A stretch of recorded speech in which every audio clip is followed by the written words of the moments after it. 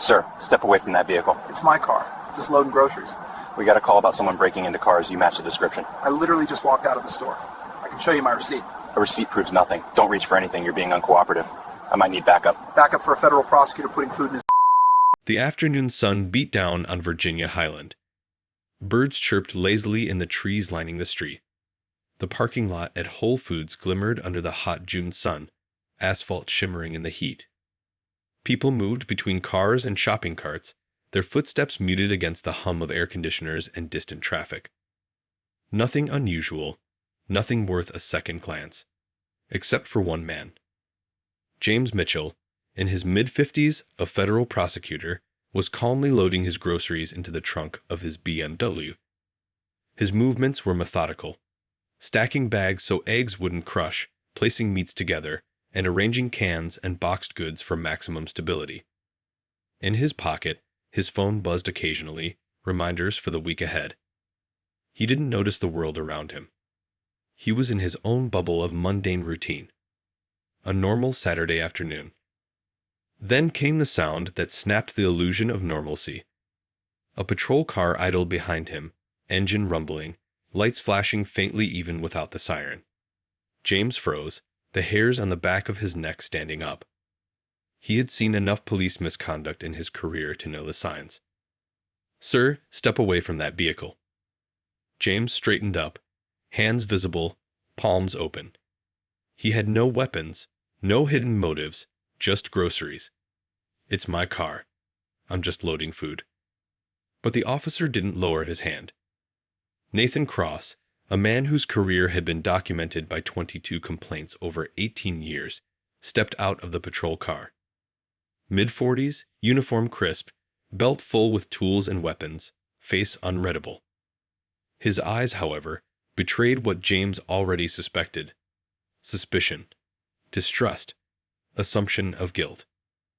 "I got a call about someone breaking into cars. You match the description." James could feel the tension in the air. His voice remained calm and controlled. "Breaking into cars?" "Officer, I just came out of the store. I can show you my receipt." Cross's gaze flickered but didn't waver. "A receipt proves nothing. Don't reach for anything. You're being uncooperative. I might need backup." The absurdity of it hit James like a punch. Backup for a federal prosecutor putting food in his own car. Cross didn't reply. He had been trained for over 18 years that his instincts were enough.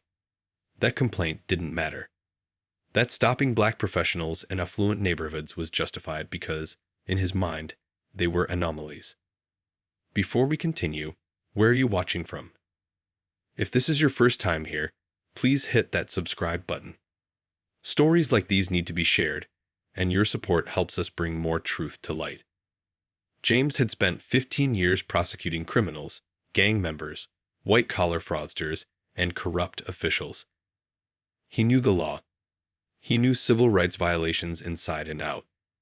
And yet here he was, in a suburban Atlanta parking lot, being treated as a suspect for committing the gravest crime he could imagine, doing a mundane legal activity. Cross, meanwhile, was executing his own pattern. 19 of his 22 complaints had involved black professionals in upscale areas. Each incident ended the same: mandatory retraining, documentation that never changed behavior, and promotions for keeping arrest numbers high. He had stopped architects, doctors, professors, and even college students walking their dogs. None of them ever committed crimes. None of them had been treated fairly. And now, James Mitchell, a man whose very job was to hold law enforcement accountable, was standing in front of him. James's voice rose slightly, measured but firm. "Officer, I'm a federal prosecutor. My name is James Mitchell. I've been prosecuting federal cases for 15 years. What you're doing right now is an unlawful stop. You have zero probable cause." Cross's face hardened. "If you're really a federal prosecutor, prove it." James nodded slowly, taking a deep breath. "I will. My credentials are in my car in the center console. I will access them carefully, as you instructed, without sudden movement." Cross didn't lower his hand. His body language screamed authority. He had been trained over decades to distrust claims like this. He had seen important people lie before, and James, in a crisp shirt and neatly combed hair, looked like someone who could lie to escape scrutiny. James slowly opened the driver's side door, hands visible, movements deliberate. He reached into the console and pulled out a leather case containing his federal credentials. He held it up clearly for Cross to see. Badge, photo ID, and unmistakable holographic security features. Cross glanced and shrugged slightly. Could be fake. James felt a surge of disbelief and frustration. Fake? Officer, these are official credentials issued by the Department of Justice. They're real. And the fact that you're suggesting they're not proves your mind is made up. Cross stepped closer, hand hovering near his service weapon. I'm just being thorough. No, you're profiling. You saw a black man with a BMW in an upscale neighborhood and assumed criminality. You didn't notice the grocery bags. You didn't consider that this is legal, ordinary behavior. You're acting on bias, not facts. For a tense moment, they stared at each other, a microcosm of decades of systemic failures. One man representing authority and unchecked power. One man representing law, rights, and reason. The gap between them wasn't just physical. It was the gap between justice and assumption, between a citizen's rights and a pattern of tolerated abuse. Cross reached for his radio. Dispatch, I need a supervisor and another unit. Subject refusing to cooperate. James pulled out his own phone. I'm calling my office. This is an unlawful detention. He spoke into the phone, calmly giving instructions, already documenting every second, every movement. Minutes passed. Another patrol car pulled in, followed by a supervisor vehicle. Sergeant Denise Harmon, a veteran who had long observed Cross's failures, approached. She saw the situation immediately. A man standing next to his BMW with grocery bags, credentials on the hood, no criminal behavior in sight. Cross, what's happening here? She asked, voice steady but edged with authority. Possible vehicle tampering. Subject story doesn't add up. Harmon picked up the credentials. Verified the holograms, the ID, the badge. Everything matched. These are real federal prosecutor credentials. Cross, he could not have stolen them. Cross opened his mouth, searching for justification. Harmon didn't wait. He's a federal prosecutor. This is his car. These are groceries. There's no crime here. Do you understand? The intensity in the lot drew attention. Witnesses began to gather. People loading their own groceries stopped, stared. One elderly man muttered, I've been watching. He came out with a cart full of bags. That's it. Cross's hands trembled slightly, the first visible sign of uncertainty. He had been untouchable for 18 years. But this time, the stakes were higher. He had stopped someone with the knowledge, authority, and legal standing to make him accountable. Sergeant Harmon radioed for a captain. 10 minutes later, Captain Robert Chin arrived, a man who had been fighting for accountability for Cross for years. He reviewed the scene, witnesses, credentials, registration. Everything confirmed James's story. He turned to Cross, expression final, unyielding. Badge and weapon. You're done. Cross went pale. The reality hit him. 18 years of tolerated behavior ending in a single moment of accountability. James exhaled slowly, holding his credentials. The parking lot was quiet now, except for murmurs from bystanders. The absurdity, the humiliation, the years of injustice, all condensed into this one Saturday. And yet, even in this victory, he felt the weight of every black professional profiled, every complaint dismissed, every act of bias that went unpunished. This wasn't the end. It was a start. The city of Atlanta woke the next morning to news that spread like wildfire. Social media buzzed with videos of a federal prosecutor being detained in a Whole Foods parking lot. News outlets quickly picked up the story. Federal prosecutor stopped while grocery shopping. Atlanta PD officer accused of profiling federal attorney. Witnesses back prosecutor in parking lot incident. James Mitchell sat at his kitchen table, the sunlight streaming through his large windows, illuminating the organized chaos of grocery bags still unpacked from the day before. The coffee he poured sat untouched as he scrolled through his phone. Every notification, every headline, every tweet reminded him of what had happened. An ordinary Saturday turned into a public spectacle because an officer assumed criminality based solely on his race. He knew this wasn't an isolated incident. The system had allowed Officer Nathan Cross to patrol affluent neighborhoods unchecked for 18 years, despite 22 complaints. 19 involved black professionals. The pattern was crystal clear.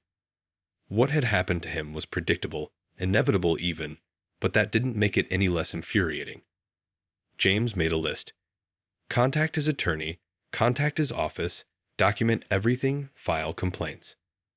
Each step was methodical, precise, deliberate. 15 years of prosecuting criminals had taught him how to dismantle a case. Now he had to build one for himself. By mid-morning, his civil rights attorney arrived. She was sharp and decisive and had spent her career fighting cases just like this. They went over every detail. The patrol car blocking the BMW, the unreasonable instructions to not reach into his own vehicle, the demand for proof that he legally owned the car, the dismissive questioning of his federal credentials, the bystander accounts, and the body camera footage. "This isn't just a complaint," she said, her voice calm, but edged with intensity. "This is a pattern of racial profiling, deliberate indifference by the department, and a clear violation of your Fourth Amendment rights. We're not negotiating small settlements here. This could be huge." James nodded. "I'm aware. But it isn't about the money. It's about accountability. It's about making sure this officer doesn't do this to the next person, someone without my resources or legal expertise." By afternoon, news crews were on the street outside his home. Neighbors stared from porches, some whispering, some shaking their heads. James ignored them. He had a job to do, one that went beyond groceries or routine errands. This was bigger than him. Inside the U.S. Attorney's office, colleagues were calling. Some offered support, others disbelief. "You mean to tell me they stopped you for groceries?" one of his peers asked. "In broad daylight?" "Yes," James replied. "And they questioned the authenticity of my credentials while a crowd of witnesses watched." The office buzzed with outrage. Everyone knew Cross by reputation, at least by whispers of complaints over the years. But no one had anticipated that his unchecked bias would lead to a federal prosecutor being publicly detained. By the third day, the lawsuit was drafted. Named in the complaint were Officer Nathan Cross, his immediate supervisors who had repeatedly ignored documented complaints, and the Atlanta Police Department itself. Allegations included racial profiling, unlawful detention, false accusations, and deliberate indifference. The complaint meticulously documented Cross's entire history: 18 years, 22 complaints, 19 targeting black professionals. The facts were undeniable. Security footage from Whole Foods became central to the case. It showed James calmly loading groceries, interacting only when Cross approached, and retrieving his federal credentials slowly and deliberately under direct orders. Witness statements reinforced the timeline. Multiple shoppers confirmed seeing James's lawful activity, the absence of suspicious behavior, and the officer's overreach. Cross, meanwhile, faced immediate administrative suspension. The weight of 18 years of tolerated behavior had finally caught up to him. Even the union, known for defending officers aggressively, struggled to justify this stop. Cross's own file, 22 complaints, patterns of racial bias, repeated recommendations for discipline ignored, became the foundation for the city's eventual decision to terminate him. James met with the press outside the Whole Foods lot a week after the incident. Cameras rolled, microphones shoved forward. He spoke clearly and deliberately, choosing every word with care. "I'm a federal prosecutor," he began. "I've dedicated 15 years to upholding the law and ensuring justice. What happened here is not an isolated mistake. Officer Nathan Cross has a documented history of profiling black professionals in affluent areas. 22 complaints over 18 years. 19 of them involved people just like me, doing ordinary things in broad daylight. This isn't bad luck. It's not isolated. It's a pattern. And that pattern was tolerated by a department that valued statistics over citizens' rights." A reporter pressed further. "Are you seeking damages?" "Yes," James said. "But more importantly, I'm seeking accountability. This officer should never have been allowed to patrol. Supervisors who ignored these complaints should never have had the authority to make such decisions. Policies must change. Patterns must be recognized before a 20-second complaint. This isn't about punishment alone. It's about preventing future violations against people who don't have my expertise or knowledge of their rights." Over the next few weeks, the legal battle intensified. Atlanta city attorneys reviewed Cross's history, including each complaint, retraining certificate, and internal memo recommending action. Every document painted the same picture: a clear, repetitive pattern of profiling black professionals, ignored by the department's bureaucracy. Cross hired his own attorney. The union attempted to appeal the termination. But the evidence was overwhelming: security footage, federal credentials, witness statements, and historical complaints. The defense had no solid ground. Meanwhile, James remained public in his advocacy. He spoke at legal forums, community gatherings, and interviews. His goal wasn't revenge, it was systemic reform. He emphasized the human cost of racial profiling, even among the privileged. "I have resources, legal knowledge, and visibility," he would say. "What about the countless others who don't? Who endure this every day silently, without recourse?" Inside Atlanta PD, tension grew. Officers were wary. Supervisors were pressured to rethink assignments. The chain of command was forced to confront the uncomfortable truth. One officer's unchecked bias had cost the city millions and eroded public trust. 6 weeks after the incident, the lawsuit was formally filed in federal court. James Mitchell versus Nathan Cross, his supervisors, and the Atlanta Police Department. Allegations included racial profiling and discrimination, unlawful detention without reasonable suspicion or probable cause, false accusation of criminal behavior, intentional infliction of emotional distress, deliberate indifference to repeated patterns of misconduct. The legal community watched closely. Colleagues, former defendants, and even judges expressed support.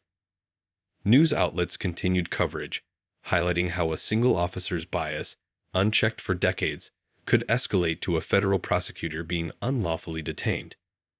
Behind the scenes, city officials calculated damages.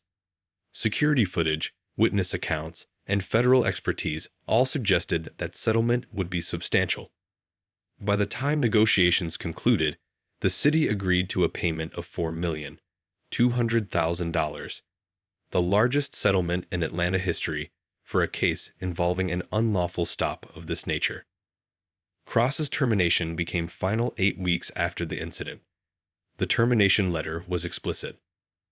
Officer Cross engaged in racial profiling of a federal prosecutor engaged in lawful activity. He detained Mr. Mitchell without reasonable suspicion or probable cause. He dismissed legitimate credentials and documentation. He has demonstrated a pattern of similar conduct, documented through 22 complaints over 18 years. His continued employment creates liability for the city and violates the civil rights of citizens. Employment terminated immediately. The union initially fought the termination but quickly withdrew when the city provided irrefutable evidence: security footage, James Mitchell's credentials, and Cross's complaint file. Cross remained silent. No public statement, no apology, no acknowledgement of wrongdoing. James Mitchell reflected on the process. The money didn't erase the humiliation, the anger, or the reminder that, in America, a black professional, even one steeped in the law, could still be treated as a criminal without cause. But the accountability, the public acknowledgement of systemic failure, offered a small measure of justice. Atlanta PD implemented reforms 14 months later. Changes included automatic review at 10 complaints with similar patterns, mandatory supervisor review of all stops in affluent neighborhoods, body camera use for all parking lot contacts, annual civil rights training from qualified legal professionals, command staff accountability for officers with repeated documented complaints. The incident wasn't just about one man or one officer. It revealed the dangers of systems that prioritize arrest statistics over civil rights, numbers over humanity, and tradition over accountability. And it showed how a single individual with knowledge, resources, and persistence could force change. James Mitchell's story became a symbol, a reminder that accountability must be enforced before decades of unchecked behavior accumulate. That pattern must be recognized early, that civil rights, once violated, demand acknowledgement and correction. The courtroom was tense, though unusually quiet. Cameras and news crews were present outside, but inside, the air smelled faintly of polished wood and old paper. James Mitchell sat at the plaintiff's table, suit crisp, tie straight, credentials already presented. Across the room, legal representatives for Atlanta PD, as well as attorneys representing Nathan Cross and his supervisors, shuffled papers nervously. This was more than a lawsuit, it was a reckoning. James glanced at the jury box. 12 people, 12 perspectives. He knew their eyes would watch for truth, for honesty, for demeanor. He had spent years examining witnesses, exposing lies, and highlighting inconsistencies. Now, he was the one under scrutiny. But he also knew something important. The evidence was undeniable. Every second of video from Whole Foods, every witness statement, and every piece of documented history about Cross was stacked in his favor. The first witnesses were shoppers from the parking lot. One by one, they described what they saw. James calmly moving groceries, an officer arriving, instructions to keep hands visible, credentials demanded, and behavior lawful and unthreatening. Their testimony wasn't emotional. It was factual, and it was damning. Then came Sergeant Denise Harmon. She recounted the scene from her perspective. I arrived within minutes. I reviewed the credentials. Everything checked out. Officer Cross had no basis for the stop. No crime, no suspicious activity. This was a textbook case of profiling. Her voice carried authority, unshakable in the face of scrutiny. Cross's defense tried to argue procedure, citing dispatch calls and reasonable officer judgment. But the timeline, corroborated by body camera footage, showed otherwise. Cross had acted on assumption, not evidence. The pattern of prior complaints, 22 over 18 years, was brought to the court's attention. Cross had repeatedly been allowed to patrol without consequences, and each defense attempt crumbled under the weight of history. James took the stand. He didn't need theatrics. His calm, precise words carried more weight than any showmanship. I have dedicated 15 years to upholding the law. I have prosecuted cases ranging from civil rights violations to public corruption. I know what unlawful stops look like. And yet, despite all my experience, I was treated as a criminal in broad daylight. For loading groceries, in my own neighborhood. A pause, deliberate. He wanted every juror to understand the human element. Officer Cross had 22 complaints against him. 19 involved black professionals in affluent areas. These were patterns ignored by the department, and I was just the person with the knowledge and resources to hold him accountable. Others are not so fortunate.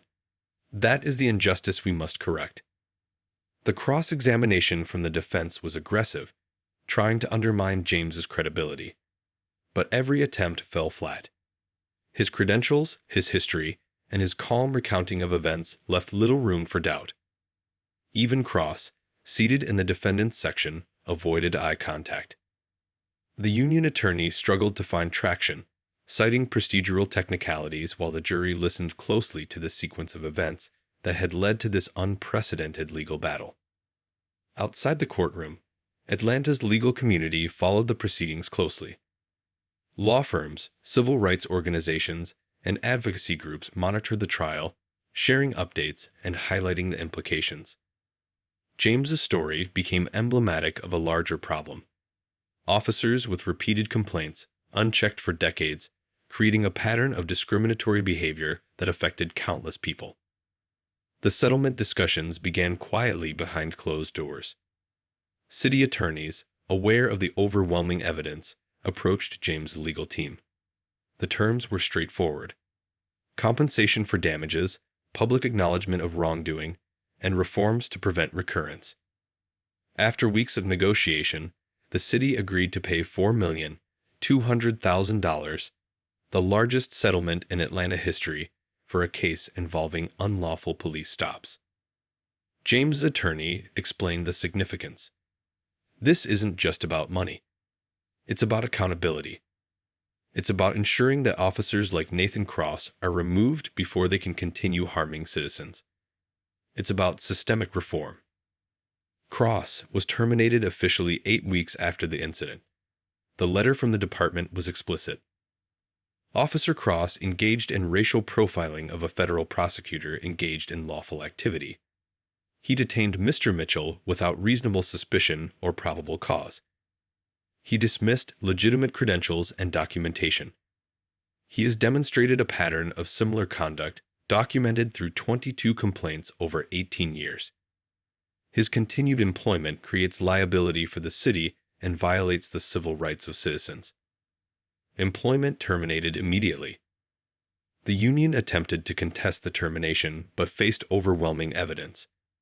Cross's own file, the body camera footage, and James' credentials left no room for appeal. The case set a precedent. Patterns of misconduct cannot be ignored, and accountability cannot be delayed. Months later, James was invited to speak before the Atlanta City Council. His address was measured, his tone firm. I am a federal prosecutor. I've dedicated 15 years to upholding justice. What happened to me is a microcosm of a larger issue. Officer Nathan Cross had 22 complaints over 18 years.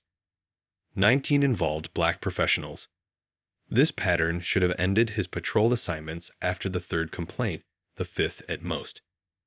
Instead, it escalated to a federal prosecutor being unlawfully detained for grocery shopping. This is not isolated. This is systemic. We cannot wait until a pattern is undeniable to take action. We must prevent violations before they occur. Civil rights are not conditional on knowledge or status. They are universal. Council members nodded. Some took notes diligently. Others watched quietly, absorbing the gravity of what systemic tolerance and inaction could cost the city, not only in monetary terms, but also in public trust. Atlanta PD implemented comprehensive reforms following the incident. Any officer with 10 complaints exhibiting similar patterns would be automatically reviewed. Mandatory supervisor oversight of all stops in affluent areas. Universal body camera use for interactions in public spaces. Annual civil rights training conducted by qualified attorneys, not generic retraining. Accountability assigned to command staff for officers with repeated complaints. James Mitchell's experience, while personally humiliating, had sparked meaningful change. The story went beyond a single officer or a single victim. It was about exposing a system that tolerated discriminatory behavior for decades. It highlighted the importance of documentation, accountability, and proactive reform. He continued to advocate publicly, speaking at universities, law forums, and community events. We cannot allow a system to reward statistical efficiency over human rights, he said. Officer Cross's career ended after 18 years of unchecked behavior. The cost to the city was over $4 million. But what about the victims before me? What about those who lack visibility, resources, or knowledge of their rights? That is what this fight is really about. The narrative spread beyond Atlanta. Legal journals analyzed the case. Civil rights organizations highlighted it as a benchmark. Other cities examined their own policies, realizing that unchecked officers with patterns of misconduct were not unique to Georgia. James' ordeal became a blueprint for how citizens, when empowered and knowledgeable, could force accountability, even against entrenched systems resistant to change. By the end of the year, James reflected on the journey. The humiliation, the confrontation, the lawsuit, the settlement, it had been a long, draining process. Yet, the victories mattered. Not for the money, not for personal vindication, but for the principle. No one should be treated as a criminal for doing ordinary, lawful activities in public spaces. No officer should be allowed to perpetuate bias without consequence. Systems must act on patterns, not wait for repeated offenses to escalate. Cross had vanished from public life. His career ended. The union had withdrawn appeals. The city implemented reforms. And James Mitchell continued his work, both in the courtroom and as an advocate for civil rights. The story remained a reminder. One incident can expose systemic failures. One person, armed with knowledge and courage, can force accountability. But the work doesn't end with a single victory. It continues as long as there are people vulnerable to unchecked power, as long as there are patterns ignored, and as long as civil rights are conditional. In parking lots, in streets, and in neighborhoods across the country, people would remember James Mitchell's case.